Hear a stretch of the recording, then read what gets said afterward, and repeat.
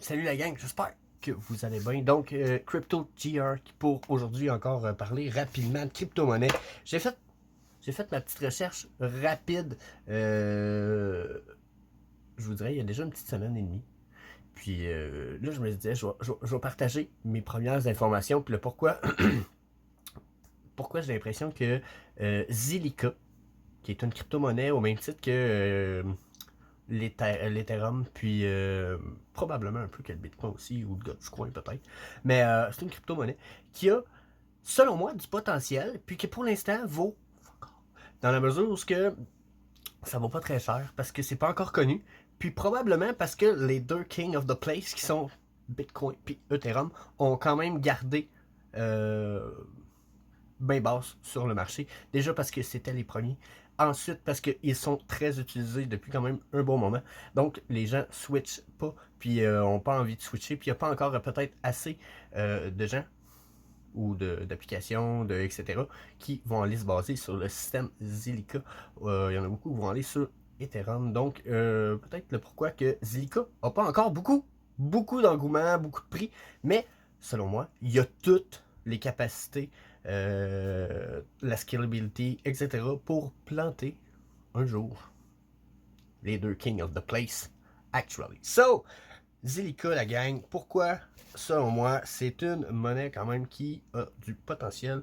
Ok, la gang, faire un résumé rapidement. Je vais vous présenter le petit tableau de toute façon juste à côté de moi, s'il n'était pas déjà là, qui démontre les différences entre Zilliqa puis Bitcoin, Ethereum, Tezos, Cardano, qui sont les équivalents compétitifs de Zilliqa présentement. Ok, ceux avec le plus de potentiel. Donc, si on regarde Zilliqa, regardez le nombre de coins qu'il y a sur le marché, la gang. Oh my god, déjà là, on est comme, ok, beaucoup plus de marché, beaucoup plus de capacité de marché, question coin. On sera pas obligé de tout se séparer des fractions de Bitcoin si éventuellement il faudrait se séparer à la gang. C'est un exemple que je donne.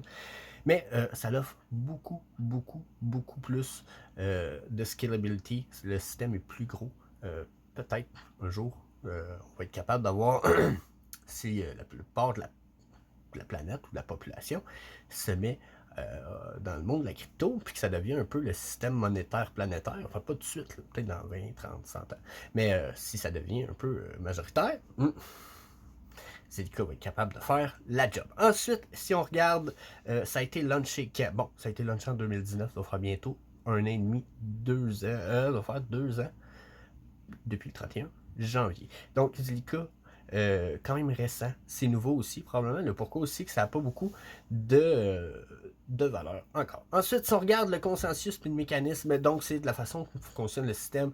Les autres systèmes, si on regarde Bitcoin, Ethereum, qui sont nos principales, ils marchent par proof of work. Donc, c'est une façon de fonctionner qui marche depuis un bon bout de temps.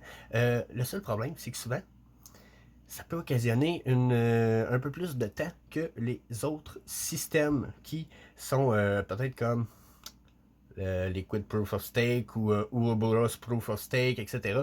Donc, dans le cas de Zilliqa, on utilise aussi Proof of Work, mais on a rajouté par-dessus le système ce qu'ils ont appelé Practical Byzantine Fault Tolerance, ce qui leur permet d'ajouter une sécurité sur le système malgré le fait qu'ils ont pas l'air de perdre du tout de vitesse là-dessus. Ensuite, le nombre de output transactions par seconde. Ça, c'est le nombre de transactions d'échange de coins qui peut être fait sur le système ZIL par seconde. Regardez si on compare aux autres monnaies, comment c'est. Oh my god. Genre, Bitcoin puis Ethereum, puis même les autres font dur à côté de Zilliqa. Regardez ça, on est à 2828 transactions par seconde. Même si on serait à 2000, on plante toutes les autres à plate couture. Okay?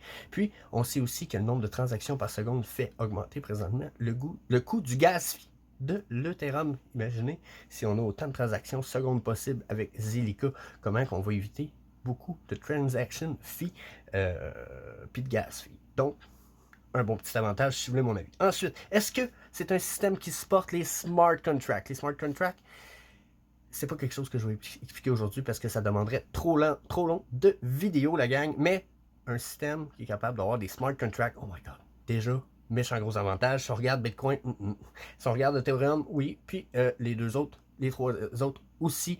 Pas Cardano pour l'instant, mais ils ont dit que ça s'en venait, donc c'est pas fini. Ensuite, on va regarder Smart Contract Language. Donc là encore là, plusieurs systèmes ont des langages différents pour gérer leur smart contract. On va revenir dans une vidéo future, la gang, j'en parlerai pas aujourd'hui. Ok. Puis on regarde Transaction Finality. Ce que ça veut dire, ça, c'est la vitesse des transactions. Je vais vous dire, on va parler justement de vitesse en transaction. Zilliqa a l'avantage d'avoir une vitesse de transaction écœurante, fourette, débile mentale. La raison est assez simple, la gang. C'est à cause de leur capacité de sharding de leur système Zilliqa. Ce qui permet de séparer les confirmations de transactions sur plusieurs nodes ou plusieurs peut-être plusieurs comptes. Ce qui fait que vous n'êtes pas la seule personne à confirmer une transaction qui va être faite sur le système en étant plugué sur le système si vous êtes un mineur, ou etc. Donc, il va avoir les transactions vont être confirmées par plusieurs ordinateurs, ce qui va accélérer le processus, ce qui permet que Zilliqa va avoir beaucoup d'avantages dans le futur. Donc, ça, c'est ce qui se passe de prime abord pour ce qui est de Zilliqa. Puis là, pourquoi j'aime beaucoup, c'est que si je compare avec tout le reste, j'ai aucune raison de dire genre, oh, je vais aller continuer à Bit, puis je vais aller m'acheter 3 Ethereum à 15-20 000 $, puis non, 15-20 000 $, j'ai 15-20 000 à mettre. Je le mettrais peut-être pas tout dans Zilliqa, là, ben, oubliez pas, ça pourrait être fourré dans la tête d'en mettre autant, peut-être, du coup. Mais, pensez-y, même si vous avez mis 1000 $ à 20 cents, ça vous fait une coupe de tokens. Il faut que ça monte à 1 pièce. Même si c'est dans 2 ans, 1 pièce. 10 ans, 10 pièces. Les calculs deviennent. Donc, ça devient intéressant. Puis c'est pas prêt de mourir. Donc, on va rajouter 2-3 petites choses. Zilliqa permet aussi d'être multi-wallet, ce qui veut dire qu'il est utilisable parmi plusieurs wallets, que ce soit Metamask, Trust Wallet. Eux autres, ils ont Moon. Zilliqa suggère d'utiliser MoonPay, Moonshake, je sais pas. Moi, ils conseillent celle-là. Mais que ce soit celle-là, le portefeuille de votre grand-mère, n'importe quel, Zilliqa, pas mal sûr qu'ils rentrent dedans. Ça, encore un autre avantage pour ce qui est de Zilliqa. That's it. On va regarder notre chart ensemble rapidement. J'ai mis une trendline, donc l'image vient de switcher, j'imagine, à l'écran. J'ai mis une trendline qui nous montre la montée de Zilliqa. Juste. C'est sûr que là, on était dans une bull run. Tout le monde sait que ça montait juste avant que le Bitcoin drop. Je vois, je vous ai mis une belle ligne écrite chute du Bitcoin qui est arrivée environ le 18 de avril, où ce que là, ça a tout tombé. Puis qu'on a perdu de la valeur un peu partout. Mais malgré ça, si vous regardez un peu comment ça se passait pour Zilliqa, ça allait dans une montée constante, puis qui avait l'air de tester pas mal, puis de tester ses supports et ses résistances. Puis présentement, si on regarde peut-être en date du 12-15 mai, avril, on perçait nos résistances, puis regardez les blocs A, B, C et D. On avait vraiment été testé le support. On l'avait percé un petit peu. On essayait de le repercer encore. Puis bon, la chute du Bitcoin est arrivée. On avait juste eu le temps de percer notre... c'était pas notre support, mais c'est notre résistance, la ligne verte, bien entendu. Puis, on a juste eu le temps de tester. Chute du Bitcoin. Donc là, on a droppé en dessous de notre support 1, qui est notre belle ligne rouge, la gang. Puis, depuis ce temps-là, on était en fall à peu près jusqu'au 20 avril. Là, on était pas mal en fall. Là, depuis un petit moment, on est en train de remonter. Là, comme vous pouvez voir, on est à peu près on est dans le début mai, juste après la ligne de mai.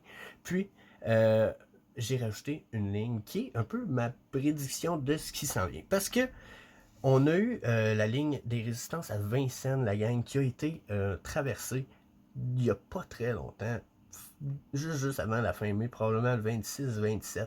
On a redescendu sous la résistance des 20 cents, puis on a été retester ça dans le 1er mai. Donc d'habitude, là, on teste 2-3 fois les lignes de résistance comme ça, comme celle de 20 cents, qui est une ligne horizontale. Puis, d'habitude, on va aller rechercher ce qu'on avait perdu dans notre marché, ou on va tomber. Donc là, si vous voulez mon avis, Zilliqa, avec tout ce que je viens de vous dire avant, c'est pas prêt de tomber. Ok? Donc, d'après moi, il y a juste de bonnes chances que ça continue à monter en flèche. Donc, d'après moi, on va remonter un petit peu. On va revenir retester notre support à 20 cents. Puis si on ne le traverse pas, on va monter tout ça. Puis après, on va aller rechercher notre ancien support qui devrait être environ à, selon notre trendline, d'après moi, on va arriver vers le 5 de mai avec un 24 cents environ pour Zilliqa. Donc, ça ressemble à ça. C'est ma prévision. Sinon, si ça redescend, on va aller se racoter sur les 14 cents. So, c'est ma petite prévision. Sinon, prévision long terme, Zilliqa, 1$ à la fin de l'année, minimum.